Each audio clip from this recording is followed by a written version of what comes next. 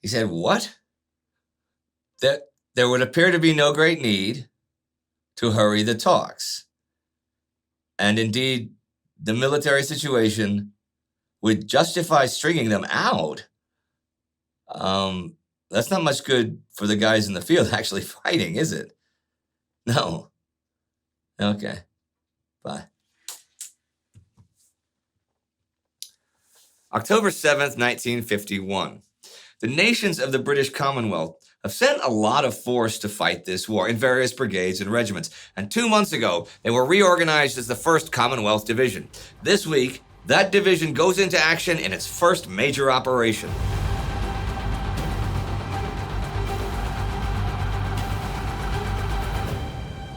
I'm Indy Neidell, and this is the Korean War. Last week, the Battle of Heartbreak Ridge continued, though UN Command agreed something must change if they are to win it. Plans were made for Operation Commando, a U.S. First Corps offensive, and Chairman of the Joint Chiefs of Staff Omar Bradley came to Korea to see the situation there firsthand. He has Chip Bohlen with him, the State Department expert on the Soviet Union. They realize the military situation is much more favorable than what Washington believes, and the communists are not really benefiting in the long run militarily from the peace talks. The generals and colonels in the field are firm that any communist offensive is doomed to failure. Bohlen writes, there would appear to be no great need to hurry the talks, and indeed, the military situation would justify stringing them out, even in endless debate as to site.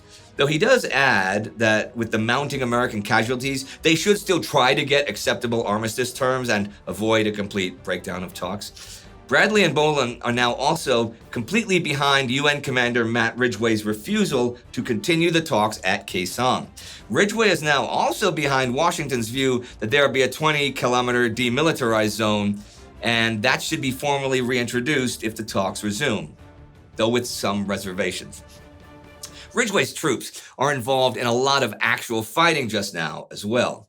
I said last week that U.S. 2nd Division's Operations Chief Thomas Mellon had a new battle plan for all 3 regiments to launch coordinated and concentrated attacks backed by the entire divisional artillery and an armored thrust. That plan is Operation Touchdown, and the operational orders are given now on the 2nd. These are the regimental objectives. 9th Infantry is to go forward on the western side of the Mungdong-ni Valley and take hills 867, 1005, 980, and 1040. 23rd Infantry is to take Hill 931 and the ridgeline running westward from its peak, and after that, be ready to take Hill 728 and Hill 520. 38th Infantry is to secure Hill 485 and then give infantry support to the 72nd Tank Battalion. Launch date is set for October 5th. To get this operation ready to go in those 3 days requires a great deal of work from the 2nd Engineer Combat Battalion. First and foremost, the road along the Mungdong-ni Valley is not so much a road as it is a rough track, and the medium M4 Sherman tanks of the 72nd Tank Battalion cannot handle it as it is. But the engineers say they are up to the task of getting it into tank carrying condition, as long as they have fire cover while working. Craters dotted the track, and the North Koreans had planted mines along the way. At one point, they had heaped large rocks 6 feet high and sprinkled the pile with hand grenades, each with its pin pull. The 2nd Engineers put 110 pounds of explosives around this roadblock and detonated the grenades when the explosives went off. Working with shovels, because their bulldozers were undergoing repair and would in any case have drawn artillery fire from the enemy on the heights further up the valley, the engineers fashioned a usable road. To take care of the mines along the trail, they placed chain blocks of tetranol at 50-foot intervals on the sides of the track and then set them off. The explosions detonated the mines nearby. When the craters and mines were too dense, the engineers shifted the road to the stream bed, which had not been mined, and cleared the boulders blocking the way. And so the engineers advance up the valley, and 2nd Division brings in loads of replacements to get up to full strength, loads of food and loads of ammunition. 2nd Division Commander Robert Young has each and every battalion submit fire plans so he can make sure they'll take advantage of all the firepower at their disposal. These have to show just how the battalion plans to use not only tanks and mortars, but also automatic weapons and even small arms. They have table models of the whole Heartbreak Ridge sector as well to best position the big guns. By the 4th, the 3 regiments are in position. The 3rd Battalion of the 38th Infantry is the Divisional Reserve, but the attached Netherlands Battalion gives that regiment 3 full battalions for the attack. There's also a force set up on the 3rd to distract the enemy, and to also maybe secure the right flank of the whole thing. Task Force Sturman under Ken Sturman. This is the 23rd Tank Company, 2nd Recon Company, a French platoon of pioneers, and a company of infantry from the Divisional Security Force. They'll hit the east side of Heartbreak Ridge and destroy enemy bunkers and decoy enemy fire away from the 23rd Infantry on the ridge itself. On the 4th, the regiments have their dress rehearsal as 49 fighter bombers hit the whole sector. The attack the 5th is a night attack, launched at 9 p.m., and the artillery barrage begins in the late afternoon. If you wonder who they are firing on, from west to east, on Hill 867 is KPA, North Korean, 3rd Regiment from the 12th Division. From Hill 636 to Hill 974 is the 1st Regiment from the 6th Division, and on Hill 931, the 13th Regiment of the 6th Division. These guys have been fighting off the UN attacks for weeks, and that pretty constant pressure means that none of them even has a battle strength of 1,000 men by this time, though their supply and reinforcement lines remain clear. And so the attacks go off. On the left, the 3rd Battalion, 9th Infantry heads for Hill 867, and facing pretty light resistance, takes the crest today the 7th.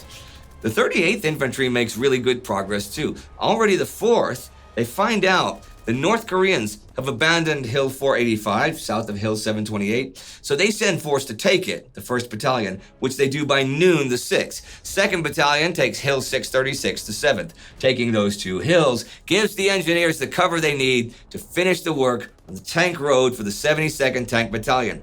So it's attached to 38th Infantry as the week ends, and they get a bunch of new objectives as the road is ever more completed. As for 23rd Regiment on Heartbreak Ridge, things go pretty well for them when the attacks begin. The 2nd Battalion advances on Hill 931, with the 3rd in reserve behind them. The French Battalion makes a feint against it from the north, so 2nd Battalion does take enemy fire pretty quickly, but it's not concentrated thanks to the French, and to 1st Battalion making a diversionary attack against Hill 851. They also don't have a preliminary artillery barrage here to preserve surprise, which they have done. And as they get going, the 37th Field Artillery Battalion opens up on all the enemy mortar positions that they have identified and sighted in advance. This really helps the 23rd Regiment, and they take fairly small losses before closing with the enemy. And then all those bunkers, which have blocked the advance for weeks, are taken out with flamethrowers and hand grenades. By 3 a.m., they've taken the southern half of Hill 931. There comes a counterattack, which they fight back. When the sun rises, the French battalion attacks for real from the north, and the 23rd has taken the hill by noon. So there is only one objective left to take on Heartbreak Ridge, Hill 851. 3rd and 1st battalions will advance on it, Sturman's task force blasting it from the east, and the 72nd Tank Battalion awaiting the signal from the engineers to the west. Another operation is kicking into gear this week, further to the west. Last week, I talked about plans for Operation Commando, or actually, I talked about the role the Commonwealth Division will have in it, as it is their first major operation since they were formed the other month. But there's a bunch more to the operation, which is a First Corps operation to whom the Commonwealth Division is attached. 8th Army Commander Jim Van Fleet has accepted the plans for this from First Corps Commander John O'Daniel. Last month, Van Fleet had plans for both Operations Cudgel and Wrangler, which involved a drive forward from the Wyoming line, and then a follow-up operation in the east to cut off the North Korean troops opposite South Korean 1st Corps and U.S. 10th Corps, featuring an amphibious landing on the east coast. But he gave these up as being possibly too costly in terms of casualties, and has accepted Commando. This is way more modest, a 10-kilometer advance to a new line called Jamestown, which would help strengthen the supply lines. This line begins on the west bank of the Imjin River, northeast of Munsan-ni, then arches northeast to the Samashon River, then runs northeast like 15 kilometers or so before rejoining the Imjin, then following the high ground for a while. Taking some important terrain features along this line would screen the Yongchan-Chorwan Valley communications lines from enemy artillery and observation, and allow a Seoul-Kimhwa railroad to be built. It will also hopefully keep the enemy off balance. The weather is pretty dry in Korea in October, so this is a good time to do something just like this, with no flash floods or no heavy mud, and with full air support. O'Daniel is going to use 4 divisions from his corps and 1 from 9th Corps next door. From west to east, Bak Lim Hang's ROK 1st Division is to cross the Imjin and make for Kaesong. John Castle's Commonwealth Division will take the high ground to the east, Thomas Harold's U.S. 1st Cavalry Division to the east of them. Robert Soul's U.S. 3rd Division has some specific hills as objectives, 281, 373, and 324. They are also to link up with Ira Swift's U.S. 25th Division from 9th Corps. In order to reach the Jamestown line, 4 Chinese armies would have to be pushed back. Though Van Fleet told the press last week on the 30th that the basic mission is to seek out and destroy the enemy. So Commando is launched this week on the 3rd, and ROK 1st and U.S. 3rd and 25th Divisions meet mostly light resistance. 1st Cavalry Division, though, has a tough fight for every piece of ground. That is the main center of enemy resistance, and the defenses are similar to those from Heartbreak Ridge. Strong bunkers with mutually supporting fields of fire from automatic weapons, artillery and mortars concentrated on the approaches to the ridges and hills, barbed wire belts, and loads of mines. It's tough. Harold has Task Force MAC, which is Carroll McFall's 70th Tank Battalion and 16th Recon Company on his left flank, who are to move along the east bank of the Imjin, protecting the left flank of the 5th Cavalry Regiment. The 5th and 7th Cavalry Regiments are to attack across the division's front. The 8th Cavalry is the reserve. All the divisional artillery battalions are committed for the operation, and 1st Corps has even given them some extra batteries. So, on the 3rd at 6 a.m. after an hour-long barrage, the cavalry regiments go into action. Task Force MAC makes little progress the whole day, running up against a ton of mines and being hit by loads of mortars and artillery. The 5th Cavalry has 4 hills as the day's objectives, but the 3 battalions only have any success this day against one of them, Hill 222, which 3rd Battalion takes with a frontal assault. 7th Cavalry has a similar story. They have the 3rd, the Greek, and the 2nd Battalions attacking abreast, and they storm a couple of hills. The Greeks in the 2nd do make the ridgeline, but take heavy casualties in a counterattack, and they cannot hold on. Just this day, the UN artillery fires over 15,000 rounds in this sector, and the Chinese give tit for tat, although they do reveal some of their artillery locations, which soon get the attention of UN fighter bombers. On the 4th, the fighting is heavy, and the cavalry makes little progress. The combat grows ever more to close quarters, and enemy grenades now cause the bulk of the cavalry's casualties.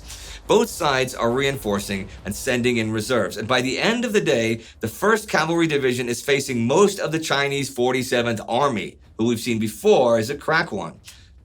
Speaking of cracks, though, on the 5th comes the first crack in the Chinese defenses. When it's discovered, they have withdrawn from Hill 418 during the night. So the 1st Battalion from the 8th Cavalry clears the ridge beyond it to the northeast and links up with 15th Regiment, U.S. 3rd Division. On the 6th, cavalry battalions take Hill 334, 2 kilometers west of 418, and further secure the sector. Prisoners of war, taken on the 5th and 6th of October, indicated that the Chinese were falling back on new prepared defense lines 5,000 to 7,000 yards to the northwest, and that many units had been decimated in the opening days of the offensive. Food and ammunition stocks, they also reported, were becoming exhausted. Today, the 7th Cavalry takes Hills 287 and 347, which means 1st Cavalry Division dominates the high ground of the Jamestown line in half the division's sector, the northeastern half. As for the 1st Commonwealth Division, who launched their Phase 1 attack October 3rd to try and take Little Gibraltar, a hill that dominates the sector, and Phase 2 October 5th to take Maryangsan, a hill further north with a commanding view of the enemy rear, on the 2nd, the assault elements crossed the Imjin to their jumping-off positions. Before the King's Own Scottish Borders, KOSB, can hit Little Gibraltar, the 3rd Battalion Royal Australian Regiment must take Hill 199, and the King's Shropshire Light Infantry, the Shropshires, Hill 208. When the operation begins, the Australians are successful after a short, sharp fight, and the Shropshires have their hill by the end of the day. The Australians can now provide fire support for the KOSB. However, Little Gibraltar's steep slopes are crawling with Chinese, and assaults that day go nowhere, though KOSB establishes themselves on the lower slopes. On the 4th, with the reserve company of Australians thrown in to attack from the northeast, while the KOSB attack from the south, it is a different story. Both units managed to reach the top. Both claim credit for taking Little Gibraltar.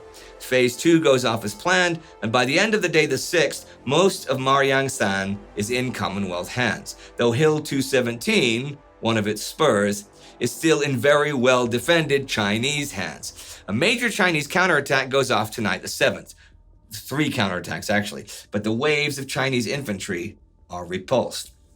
And the conclusion of that battle is in the future. For this week of the Korean War is over, with Heartbreak Ridge slowly turning in the UN favor, an Operation Commando quickly turning in it, and Ridgway and Washington getting on the same page about a few things. Which can only be a good thing should the talks resume, right? Remember, last round there was all sorts of friction between them, and heck, last week he even said he'd refuse a certain direct order. So yeah, that's a good thing. And Bohlen said they could even string the talks out because of the military situation. I guess that would be a good thing for Washington, yeah? I also guess you know who it would not be a good thing for. The men in the field on both sides, as the active war continues churning out corpses week after week, and the families at home who might suddenly get very sad news about their son, father, or husband as those talks are being strung out. And you can follow it all right here, week after week after week. That is thanks to the sterling efforts of the Time Ghost Army. That is who allows us to do all of this. You can join the Army at timeghost.tv or patreon.com. These are the newest officers, and James Binns is the Army Member of the Week here. And this episode is dedicated to Pliny the Elder. Not for anything that he specifically did or wrote, but because he came up in conversation at our weekly staff meeting, and I thought Pliny the Elder should get some love, right? Yeah, Pliny the Elder, all right. And, he died trying to help out after the eruption of Mount Vesuvius. And he was born like either 2001 or 2002 years ago. So love to you, Pliny. And everybody else, don't forget to subscribe, and see you next time.